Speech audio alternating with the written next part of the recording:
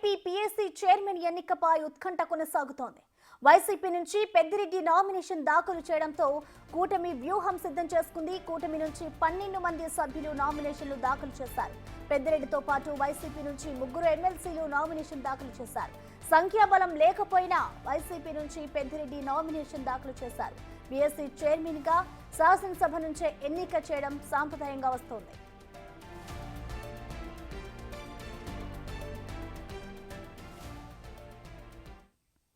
దీనికి సంబంధించిన complete updates ని మా ప్రతినిధి శివ అందిస్తారు అమరావతి నుంచి. శివ, చెప్పండి, ఇటు వైసీపీలో సంఖ్యాబలం తక్కువగా ఉన్నా కూడా వైసీపీ అయితే నామినేషన్ వేసింది, దీన్ని ఏ విధంగా చూడాలంటారు శివ? ప్రసన్న, మొత్తం మీద చూసుకుంటే ఆంధ్రప్రదేశ్లో పీఎస్సీ చైర్మన్ ఎన్నిక సంబంధించి కూడా చాలా ఉత్కంఠ కనబడతా ఉంది. ఉదయం నుంచి కూడా పీఎస్సీ చైర్మన్కి సంబంధించి కూడా వాస్తవానికి ప్రతిపక్షానికి అంటే సాధారణంగా చూసుకుంటే ఎవరైతే మంత్రివర్గంలో అంటే ప్రభుత్వంలో భాగస్వామ్యం లేకుండా ఉంటారో వారికి పీఎస్సీ చైర్మన్ ఇవ్వటం గత కొంతకాలంగా కాదు అసలు దగ్గర నుంచి కొనసాగుతున్న ఆచారం. సో ఈ ఆచారానికి సంబంధించి కూడా వాస్తవానికి ప్రతిపక్షానికే ఇవ్వాలని చెప్పి కూడా కూటమి ప్రభుత్వం నిర్ణయం తీసుకున్నారు. ఆ దిశగా కూడా సమాచారం కూడా ఇవ్వటం జరిగింది. అయితే ఏదైతే వీళ్ళు ఇచ్చిన సమాచారం బేరేజ్ వేసుకొని వైఎస్ఆర్సీపీకి సంబంధించి కూడా వాళ్ళు కూడా తమ ఆలోచన విధానాన్ని మార్చుకున్న పరిస్థితి కనిపించింది. ఎప్పుడైతే వీళ్ళు నామినేషన్ దాఖలు చేసేందుకు కూడా వైఎస్ఆర్సీపీ సిద్ధమైంది, అది కూడా ఎవరైతే చంద్రబాబుకు సంబంధించి అత్యంత టార్గెటెడ్గా ఇటు చంద్రబాబుని ఎలాగైతే పెద్దిరెడ్డి చూశాడు, పెద్దిరెడ్డి చంద్రబాబు ఇద్దరు కూడా ఒకరికే వారు బద్ద వైరాన్ని ప్రదర్శించుకున్న పరిస్థితి గత 4 ఏళ్ల కాలంగా కూడా చూసుకున్నారు. సో ఈ నేపథ్యంలో పెద్దిరెడ్డి రామచంద్రారెడ్డి పీఎస్సీ చైర్మన్గా నామినేషన్ దాఖలు చేయడానికి రావడం జరిగింది. ఆ నేపథ్యంలో కార్యదర్శి అందుబాటులో లేకపోవడం, బొత్స ఆగ్రహం వ్యక్తం చేయడం, ఎట్టకేలకు 12:58కి నామినేషన్ దాఖలు చేసిన పరిస్థితి కనిపించింది.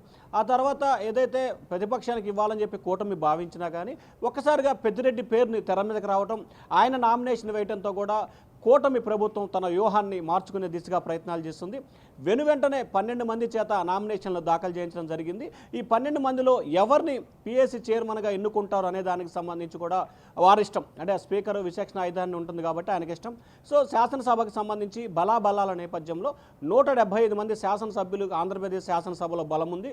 దీంట్లో 10% అంటే దాదాపుగా 18 మంది శాసనసభ్యుల బలం ఎవరికైతే ఉంటుందో వారికే పీఎస్సీ చైర్మన్ ఇచ్చే ఆనవాయితీ కొనసాగుతోంది.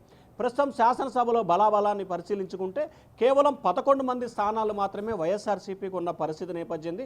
బలం లేకపోయినా కానీ వైఎస్ఆర్సీపీ నామినేషన్ దాఖలు చేసింది.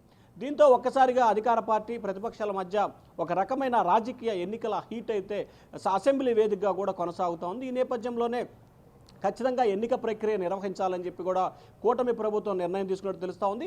కొద్దిసేపు క్రితమే శాసనసభ వ్యవహారాల శాఖ మంత్రి పయ్యావుల కేశవ్ కూడా చిట్చాట్ మాట్లాడుతూ రాజ్యాంగబద్ధంగా ఏ రకంగా వ్యవహరించాలో, ఏ రకంగా నిర్ణయం తీసుకోవాలో దానికి అనుగుణంగానే శాసనసభ వ్యవహారాలకు సంబంధించి శాసనసభ చట్టం ద్వారానే ఈ ఎన్నిక ప్రక్రియ కొనసాగుతోంది. అంతిమంగా స్పీకర్దే తుది నిర్ణయం, ఆయన విచక్షణ అధికారాన్ని బేస్ చేసుకునే ఈ ఎన్నిక ప్రకటన జరుగుతుందని చెప్పి కూడా ఆయన చెప్పడం జరిగింది. సో నిన్న మధ్యాహ్నం ఏదైతే పీఎస్సీ చైర్మన్కి సంబంధించి నామినేషన్ దాఖలు చేయమని చెప్పిన దగ్గర నుంచి కూడా ఇప్పటి వరకు ఒక రకమైన ఉత్కంఠ అయితే ప్రస్తుతం శాసనసభ వేదికగా కొనసాగుతూ ఉంది. మరికొద్ది సేపట్లోనే దీనికి సంబంధించి కూడా ఎన్నికలు జరిగే అవకాశాలు కూడా కనిపిస్తున్నాయి. 17-175కు సంబంధించి ఉన్న బలాబలాల నేపథ్యంలో 17-175 అంటే 18 మంది కావాల్సిన నేపథ్యంలో మరి 11 మందే వైఎస్ఆర్సీపీకి బలం ఉంది. మరి ఏ రకంగా పెద్దిరెడ్డి గెలుస్తారు అనేది స్పష్ట అర్థం కాని పరిస్థితి. వాస్తవానికి మనం డైరెక్ట్గా మాట్లాడుకుంటే పెద్దిరెడ్డికి బలం లేదు కాబట్టి గెలిచే అవకాశం లేదు. కానీ వైఎస్ఆర్సీపీ బలం లేకపోయినా ఎందుకు అసెంబ్లీకి సంబంధించి పీఎస్సీ చైర్మన్ ఎంపికలో బరిలో దిగింది? గతంలో ఇదే అంశానికి సంబంధించి శాసనసభ్యులకు సంబంధించి కూడా టీడీపీకి బలం లేకపోయినా కానీ ఎమ్మెల్సీల అభ్యర్థిని నిలబెట్టిందని చెప్పి అప్పటి ముఖ్యమంత్రి జగన్ కానీ మంత్రులు కానీ విమర్శల వర్షాన్ని గుప్పించారు. కానీ వాస్తవానికి 23 మంది అప్పుడు శాసనసభ్యుల బలం కావాలంటే 23 మంది టీడీపీకి ఉన్నారు కూడా. కానీ ఇప్పుడు 18 మంది కావాల్సినా కానీ కేవలం వైఎస్ఆర్సీపీకి 11 మందే ఉన్నారు. 7 శాసనసభ్యులు తగ్గినా కానీ వైఎస్ఆర్సీపీ మాత్రం మొండి పట్టుదలతో నామినేషన్ దాఖలు చేసింది. మరికొద్ది సేపట్లోనే దీనికి సంబంధించి కూడా ఎన్నికలు నిర్వహించాలని చెప్పి కూడా ప్రభుత్వం అయితే ఒక ఆలోచన చేస్తూ ఉంది. ప్రస్తుతం అసెంబ్లీ జరుగుతుంది కాబట్టి అసెంబ్లీ ముగిసే సమయంలో కూడా దీనికి సంబంధించి ఎన్నిక ప్రక్రియకి సంబంధించి కూడా నోటిఫికేషన్ ఇచ్చే అవకాశం కనిపిస్తోంది. నోటిఫికేషన్ ఇచ్చిన తర్వాత ఇప్పటి వరకు సమావేశాలకు వైఎస్ఆర్సీపీ రాలేదు. మరి ఓటేయడానికి ఆ 11 మంది శాసనసభ్యులు వస్తారా లేదా అనే ఉత్కంఠ కూడా మరొక వైపు కొనసాగుతోంది. ఎందుకంటే 11 మంది శాసనసభ్యులు ఇప్పటివరకు కూడా అసెంబ్లీకి రాలేదు కాబట్టి వారు ఎక్కడెక్కడో వారి యొక్క నియోజకవర్గాల్లో ఉంటున్నారు. కేవలం ఒకరిద్దరు ఎమ్మెల్యేలు మాత్రమే ఈరోజు ఆయనకు మద్దతుగా వచ్చిన పరిస్థితి కనిపించింది.